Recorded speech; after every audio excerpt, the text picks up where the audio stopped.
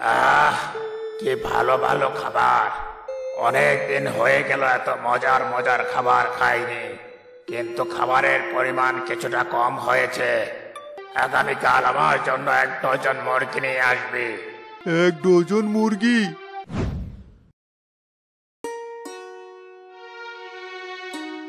এক গ্রামে হাসান এবং শ্যামল নামে দুই ভাই বাস করত। তারা ছিল খুবই সৎ এবং কর্মঠ।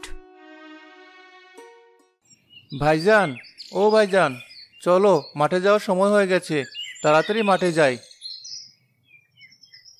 আরে দাঁড়া দাঁড়া, ভালো করে পেট ভরে খেয়ে নে। আজ কিন্তু ফিরতে ফিরতে সন্ধ্যা হবে, তা না হলে সারাদিন না খেয়ে থাকতে হবে। তোমরা তো তাড়াহুড়ো করছো, কি হয়েছে? আজ সারাদিন কেন ফিরবে না তোমরা? হ্যাঁ, আমি আর বড় ভাবি মিলে সারাদিন রান্না বান্না করি, আর তোমরা দুপুরবেলা খেতে আসো। আজ কেন খেতে আসবে না? কোনো ঝামেলা হয়েছে নাকি? আর বলো না, সামনে নাকি অনেক বড় বন্যা হতে পারে। তাই তো আমরা সব ধান আগেভাগে কেটে ফেলবো, যেন বন্যার পানিতে ফসল নষ্ট না হয়। তাই সারাদিন আজকে মাঠে কাজ করতে হবে। ভাইজান, তুমি তো আমাকে বলেছিলে।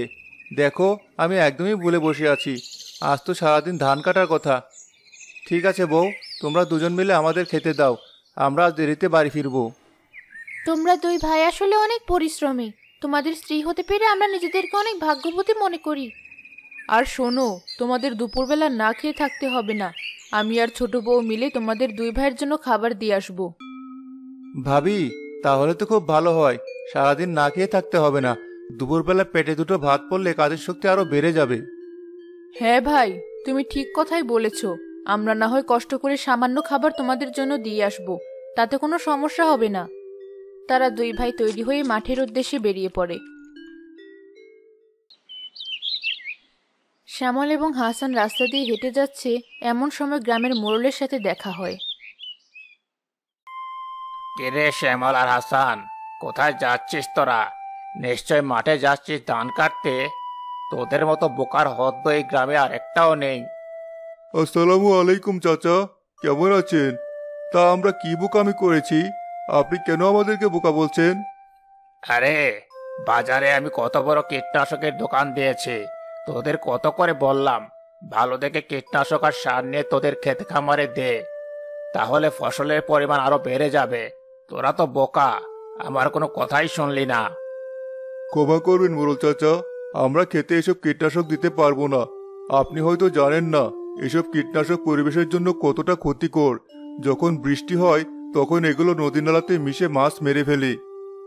হ্যাঁ হ্যাঁ হ্যাঁ হ্যাঁ, এই জন্যই তো বললাম তোরা অনেক বোকা। তুই একটা মাছ যদি মরে যায় তাহলে তোর কি? তুই তো তোর লাভের টাকা ঠিকই পেয়ে যাবি। এখনো সময় আছে। আমার সাথে হাত মিলিয়ে গ্রামের সব জমিতে কীটনাশক দেওয়ার ব্যবস্থা কর। আমি তোকে ভালো পরিমাণ টাকা দেব। তোদেরও লাভ, আমারও লাভ। হ্যাঁ হ্যাঁ হ্যাঁ। আপনি ভুল করছেন মোড়ল চাচা। আমি আর আমার বড় ভাই বোকা হতে পারি, গরিব হতে পারি, কিন্তু কখনো অসৎ হতে পারবো না। গ্রামের কোনো ক্ষতি হয় এরকম কাজ আমরা মরে গেলেও করব না। আপনি আমাদের ক্ষমা করে দিন। আচ্ছা ঠিক আছে, আমিও দেখব। যখন ফসলের পরিমাণ কমে যাবে, পেটে ভাত পড়বে না, তোরা তখন ঠিকই আমার কাছে আসবে। এখনো সময় আছে, আমার কথাটা একবার ভেবে দেখিস। না মোড়ল চাচা, আমরা সততার সাথে কাজ করি। আমাদের ফসল কখনোই কমবে না। আল্লাহর কৃপায় আমাদের ফসলের পরিমাণ দিন দিন আরো বেড়ে যাবে। ওসব সততা দিয়ে জীবন চলে না। যত দিন যাবে ততই বুঝতে পারবে।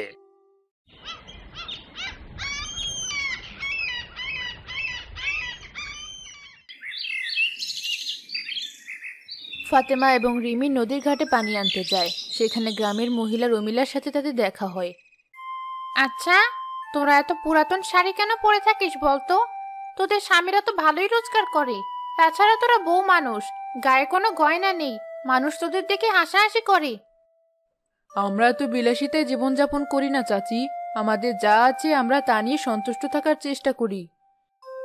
আরে, তোরা তোদের স্বামীদেরকে বলবি আরো বেশি বেশি টাকা রোজগার করতে, তাহলে তোরা যা ইচ্ছা তাই কিনতে পারবি, তোদের শখ আহ্লাদগুলো পূরণ করতে পারবি। আচ্ছা, আমাদের নিয়ে তোমার কেন এত মাথা ব্যথা? তুমি তোমার নিজের চরকায় তেল দাও। আমরা কি করব না করব তা তোমাকে বলে দিতে হবে না চাচি। আরে বাবা, আজকাল থেকে ভালো কথা বললেও দোষ। তোদেরকে ভালোর জন্য বললাম, আর তোরা কিনা শেষে আমার উপরে রেগে গেলি। থাক বাবা, কারো ভালো করতে নেই, আমি বরং বাড়ি যাই। আমাদের গায়ে গয়না না থাকলেও আমাদের স্বামীরা হচ্ছে গ্রামের সবচেয়ে ভালো মানুষ। আমরা আমাদের স্বামীদের নিয়েই ভালো আছি।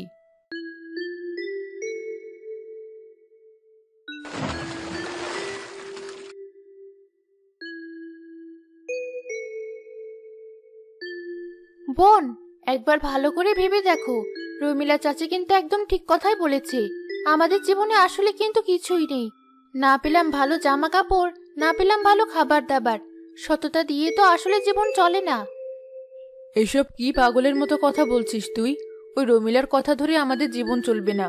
আমাদের স্বামীরা আমাদের কত ভালোবাসে, দেখিস না, আমাদের জন্য পারলে জীবন দিয়ে দেয়, আর তুই কিনা তার কথা ধরে বসে আছিস। তবে যাই বলো, আমার কিন্তু দামি জামা কাপড় নেই, মুখে কিছুই বলি না, যদি তোমার দেবর কষ্ট পায়, এজন্যই সবসময় চুপ থাকি। শোন রিমি, এসব কথা মাথা থেকে একদম বের করে দে। তোর স্বামী তোকে অনেক ভালোবাসে, আর মনে রাখবি, গয়নাগাটি, দামি জামা কাপড় এগুলো কখনোই সংসারে সুখ আনতে পারে না। আচ্ছা বোন, আমরা যদি অনেকগুলো টাকা একসাথে পেয়ে যেতাম, তাহলে আমাদের জীবনে আর কোনো দুঃখই থাকতো না। যখন যা খুশি খরচ করতে পারতাম, এত হিসাব করতে হতো না। শোন, টাকা যেমন সুখ আনে তেমনই অনেক বিপদও ডেকে আনে, তাই অল্প টাকাতেই খুশি থাকতে হয়। যখন তোর অর্থবিত্ত টাকার পরিমাণ বেড়ে যাবে, জীবনে অশান্তির পরিমাণও অনেক বেড়ে যাবে। তবে তুমি যাই বলো, আমার অনেক ইচ্ছা করে অনেক টাকার মালিক হওয়ার, যেন অনেক কিছু কিনতে পারি, কিন্তু সৃষ্টিকর্তা আমার মনের ইচ্ছা মনে হয় কখনোই পূরণ করবে না। এসব বাজে বাজে চিন্তা বাদ দিয়ে এবার ভালো করে পা চালা, তা না হলে বাড়িতে গিয়ে রান্না করতে করতে অনেক দেরি হয়ে যাবে। তোর আর আমার স্বামীর ফিরে আসার সময় হয়ে যাচ্ছে। সময় মতো খাবার না পেলে তারা অনেক রাগ করবে।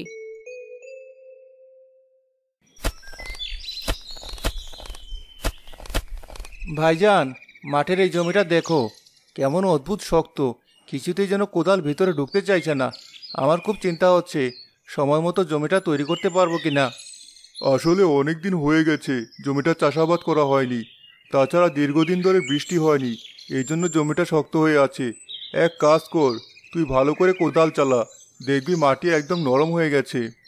তুমি ঠিকই বলেছ, তাহলে তো ভালো ফসল পাওয়া যাবে না। এক কাজ করি, খুব শক্ত করে মাটিগুলো খোদাই করি। হাসান শক্ত করে কোদাল চালাতেই মাটির নিচ থেকে অদ্ভুত শব্দ হয়। ভাইজান, একবার এদিকে এসে দেখো, আমার মনে হয় মাটির নিচে শক্ত কিছু একটা পাওয়া যাবে, কেমন যেন শব্দ হচ্ছে। হ্যাঁ, আমারও তো তাই মনে হচ্ছে, এটা নিচে কিছু একটা অবশ্যই রয়েছে। তুই ভালো করে কোদাল চালা, এটা বাইরে বের করার চেষ্টা কর। এক কাজ করো ভাইজান, তুমিও তোমার কোদাল নিয়ে এসে ভালো করে এই জায়গাটা খোদাই করো। দুই ভাই মিলে মাটি খুঁড়তে খুঁড়তে একটি রূপার কলস বেরিয়ে আসে। হাসান, দেখ দেখ, দেখে মনে হচ্ছে এটা একটা রূপার কলস। আর দেরি করিস না, বাইরে বের করে নিয়ে আয়।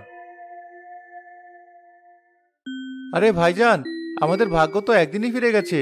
দেখো, আমরা কত বড় একটা কলস পেয়েছি, কিন্তু এই কলসের মুখটা খুব ভালো করে বন্ধ করে রাখা হয়েছে। মনে হয় এর ভিতরে অনেক সোনাদানা রয়েছে। হ্যাঁ, তুই একদম ঠিক কথা বলেছিস, এর ভেতরে অনেক গয়নাগাটি থাকতে পারে, কিন্তু এই কলস কিছুতেই সাথে করে নেওয়া যাবে না। এগুলো অন্যের জিনিস, অন্যের জিনিস কখনো নিজের কাছে নিতে নেই। আমরা সৎ মানুষ, কেন আমরা অন্যের জিনিসের প্রতি এভাবে লোভ করব? এটা তুমি একদম ঠিক কথা বলেছো ভাইজান, কিন্তু এটা যদি আমরা ফেলে যাই তাহলে চোরে নিয়ে যেতে পারে। আমরা এই জিনিসগুলো ভালো মানুষের জন্য ব্যয় করব, ভালো কাজের জন্য খরচ করব। এটা তুই একদম ঠিক কথা বলেছিস, তাহলে এই কলসটা সাথে করে নিয়ে যাই। কিন্তু শোন, সাবধান, তোর আর আমার বউয়ের কাছ থেকে এই বিষয়টা গোপন রাখতে হবে। ওরা মেয়ে মানুষ, মুখ ফসকে কাকে কখন কি বলে দেয় কখনো ঠিক নেই। তা তুমি একদম ঠিক কথা বলেছ, আমরা যেমন আমাদের লোভ সংবরণ করতে পেরেছি, কিন্তু তারা কিন্তু তা পারবে না। প্রতিটা মহিলারই গয়নার প্রতি অনেক লোভ রয়েছে। এই তো, তুই আমার লক্ষ্মী ভাইয়ের মতো কথা বলেছিস। আজ আমি তোর সততার জন্য অনেক সন্তুষ্ট হয়েছি। আল্লাহর কাছে অনেক ধন্যবাদ।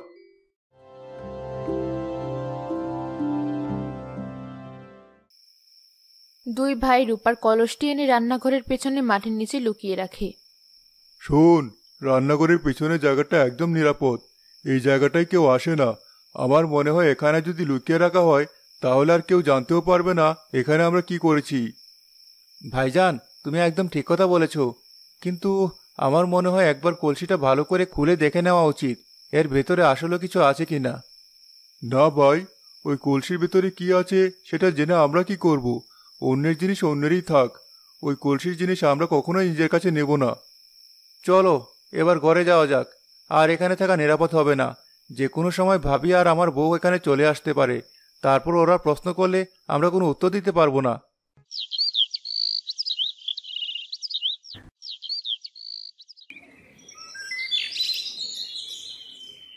ভাবি, ও ভাবি, এদিকে এসো, তোমার সাথে আমার জরুরি একটা কথা আছে। কি ব্যাপার? কি হয়েছে? এই সাত সকালে কাজকর্ম বাদ দিয়ে কি কথা বলার জন্য ডাকছিস আমাকে? কয়দিন ধরে খেয়াল করছি, রাতের বেলা যখন আমি ঘুমিয়ে থাকি তখন তোমার দেবর আর আমার ভাসুর মিলে রান্নাঘরের পেছনে কি যেন দেখে। তুই যে পাগলের মতো কি কথা বলিস? রান্নাঘরের পেছনে আবার কি দেখবে? ঘরে হয়তো গরম লাগে, তাই দুই ভাই মিলে রান্নাঘরের পেছনে বসে বসে গল্প করে। তুমি কিছুই জানো না, আসলে তুমি অনেক বোকা, কিছুই খেয়াল করো না। আমি স্পষ্ট দেখেছি, ওরা মাটি খুঁড়ে কি যেন বের করে, আবার রেখে দেয়। মাটি খুঁড়ে বের করে মানে? কি পাগলের মতো কথা বলছিস তুই? মাটির নিচে আবার কি রাখবে? না না, এটা তুই একদম ঠিক কথা বলছিস না। আমার মনে হয় তোর কোথাও একটা ভুল হচ্ছে। আমার কিছুই ভুল হচ্ছে না ভাবি, আমি খুব ভালো করে জানি মাটিতে কিছু একটা লুকিয়ে রেখেছে ওরা, আর আমাদের কাছ থেকে এই ব্যাপারটা গোপন করে রেখেছে। তবে আমিও দেখব মাটির নিচে আসলে কি লুকিয়ে রেখেছে। আজ রাতের বেলা যখন সবাই ঘুমিয়ে পড়বে, তুই আর আমি মিলে ওই জায়গাটা ভালো করে খুঁড়ে দেখব। ঠিক আছে, যখন রাতের বেলা সত্যি সবাই ঘুমিয়ে যাবে, তখন তুমি আর আমি গিয়ে সেই জায়গাটা ভালো করে পরীক্ষা করে দেখব আসলে মাটির নিচে ওরা কি রেখেছে। যদি ওরা সত্যি আমাদের সাথে মিথ্যে কথা বলে থাকে, তবে এর জন্য ওদেরকে শাস্তি পেতেই হবে। সেই রাতে শ্যামল ও হাসান যখন কলসটি বের করে দেখছিল, ঠিক তখনই ফাতেমা এবং রিমি সেখানে চলে আসে। আমাদের স্বামী আমাদের সাথে কত বড় বিশ্বাসঘাতকতা করেছে! আমি তোমাকে বলেছিলাম না, এই মাটির নিচে কিছু একটা লুকিয়ে রেখেছে, আর আমাদের কাছে একে গোপন করেছে। কি ব্যাপার, এত রাতে তোমরা এখানে কি করছো? এখান থেকে চলে যাও, আমরা একটা জরুরি কাজ করছি, এখানে তোমাদের থাকার কোনো দরকার নেই। কি জরুরি কাজ করছো তোমরা? আমাদের লুকিয়ে এখানে কি হচ্ছে আমরা জানতে চাই। আমাদের কাছ থেকে তোমরা কি লুকাচ্ছ? ভাবি, শুধু শুধু এখানে কথা বলো না। এখানে আমরা একটা রূপকথার কলস লুকিয়ে রেখেছি, এর আসল মালিককে খুঁজে বের করার চেষ্টা করছি। মালিককে পেলেই এটা আমরা তার কাছে দিয়ে দেব।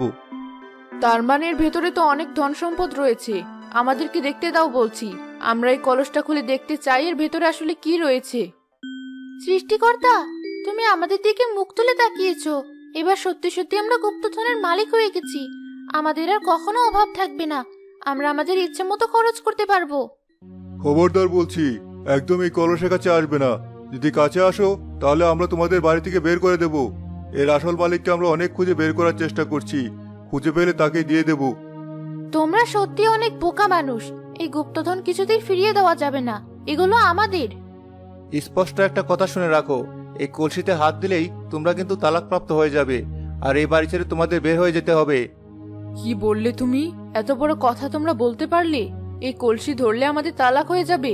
ঠিক আছে, তাহলে আমরা দুজন আগামীকালই বাপের বাড়ি চলে যাব, আর কোনোদিন ফিরে আসবো না। দেখি তোমরা দুই ভাই কি করো।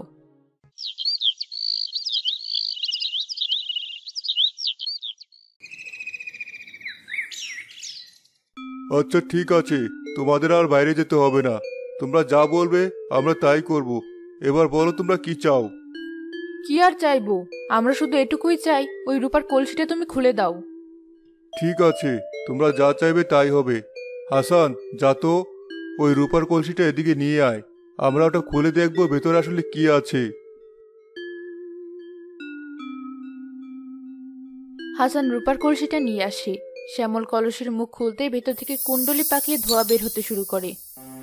ভাইজান, এ কি? এই কলসির ভেতরে তো কোনো সোনা নেই, বরং কেমন একটা ধোঁয়া কুণ্ডলি পাকিয়ে বের হচ্ছে। আমিও তো তাই দেখতে পাচ্ছি, এর ভেতরে কোনো সোনা নেই, বরং একটা ধোঁয়া দৈত্যের আকৃতি নিচ্ছে। একবার ভালো করে তোরা সবাই দেখ। সেই কালো কুণ্ডলিটা একটা দৈত্যে রূপান্তরিত হলো।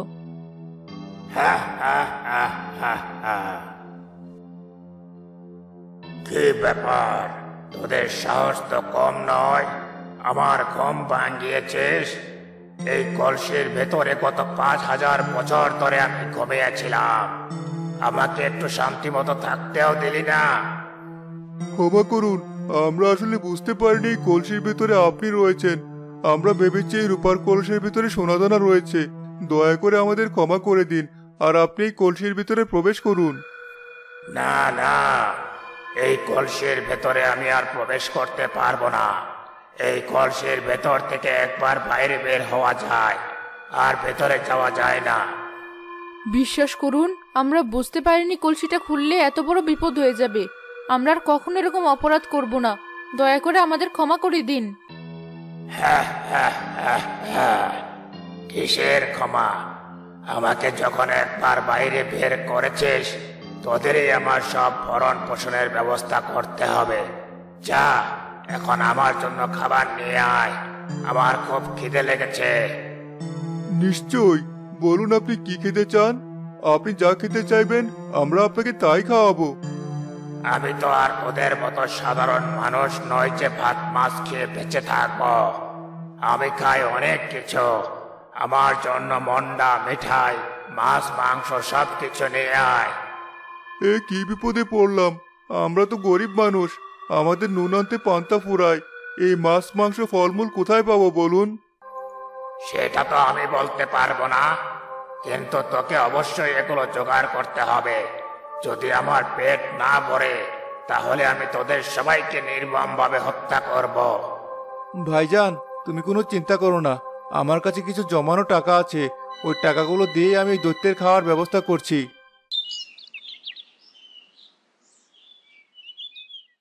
হাসান তার জমানো টাকা দিয়ে দৈত্যের জন্য খাবারের ব্যবস্থা করেছে।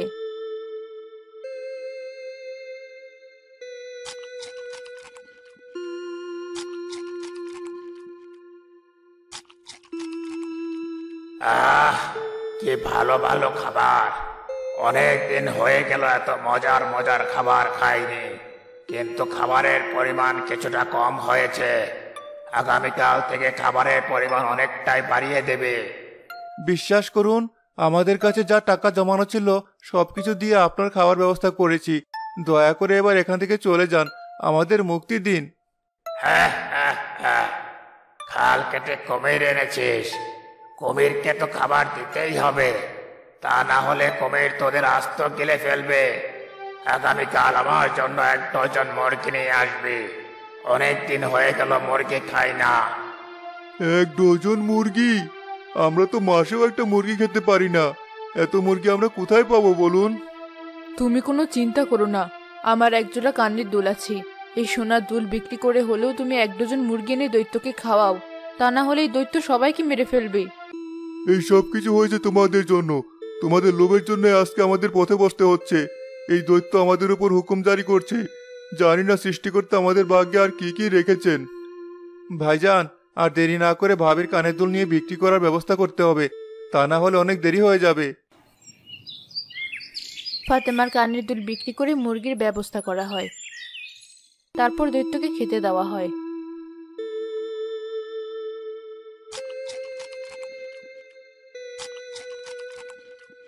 আরে বাহ, মুরগিগুলো তো অসাধারণ রান্না হয়েছে। অনেক দিন হয়ে গেল এরকম মজার রান্না খাইনি। আগামীকাল আমার জন্য বড় বড় দেখে 8-10টা ইলিশ মাছ নিয়ে আসবি। শুনেছি তোদের ইলিশ মাছ নাকি অনেক মজা। ইলিশ মাছের দাম আপনি জানেন? ইলিশ মাছ আমরা কোথায় পাবো? দয়া করে আমাদের আর কষ্ট দেবেন না।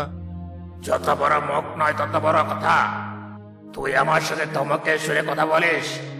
আগামীকালই আমার জন্য ইলিশ মাছ নিয়ে আসবি, না হলে ইলিশ মাছের পরিবর্তে তোদের 4জনকে চিবিয়ে খেয়ে ফেলবো।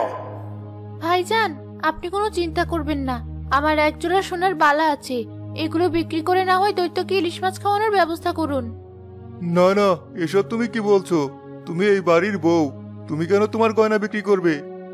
দৈত্যের পেটে যাওয়ার চেয়ে নিজের গয়না বিক্রি করা অনেক ভালো। তাছাড়া এই বিপদটা আমি ডেকে এনেছি। আমারই উচিত হবে এই বিপদ থেকে কিভাবে বের হওয়া যায় তা বের করা।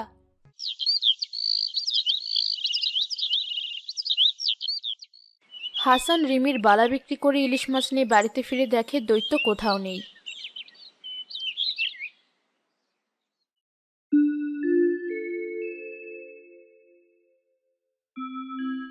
ভাইজান দেখুন, এক আশ্চর্য ব্যাপার, দূর থেকে কোথাও খুঁজে পাওয়া যাচ্ছে না, আর এখানে একটা চিঠি পড়ে আছে। যাক, ভালোই হয়েছে, আপদ বিদেয় হয়েছে। চিঠিটা একবার পড়ে দেখ, এখানে কি লেখা আছে। চিঠিতে লেখা আছে দৈত্যটা ওই কলসের ভিতরে ঢুকে গেছে, আর এটাও বলেছে তাকে যেন ওই মাটির গভীরে আবার রেখে আসা হয়। এই দৈত্যটা আমাদের জন্য এক টুকরা হীরা রেখে গেছে। আসলে সবকিছু হয়েছে আমাদের লোভের জন্য। ওই দৈত্যের কোনো দোষ নেই। দৈত্যটা আমাদের একটা শিক্ষা দিয়ে গেল, লোভ করলে তার ফলাফল কখনোই ভালো হয় না। চল, দৈত্যটাকে ওই মাটির গভীরে আবার রেখে আসি। আর এই হীরের টুকরাও, এটা কি করব? আমরা তো এটা বিক্রি করে অনেকগুলো টাকা পেতে পারি। না না, এই হীরের টুকরো আমাদের কোনো দরকার নেই। দৈত্য তো আমাদের মেহমান ছিল, আমরা আমাদের সাধ্যমতো তার জন্য করেছি। এই হীরের টুকরোটা তুমি রূপোর কলসের ভেতরেই রেখে দাও। আমিও এই হিরে চাই না, আমাদের যা আছে আমরা এখন থেকে তাই নিয়ে খুশি থাকবো। আর এই রূপার কলসটা মাটির গভীরে পুঁতে রেখে এসো।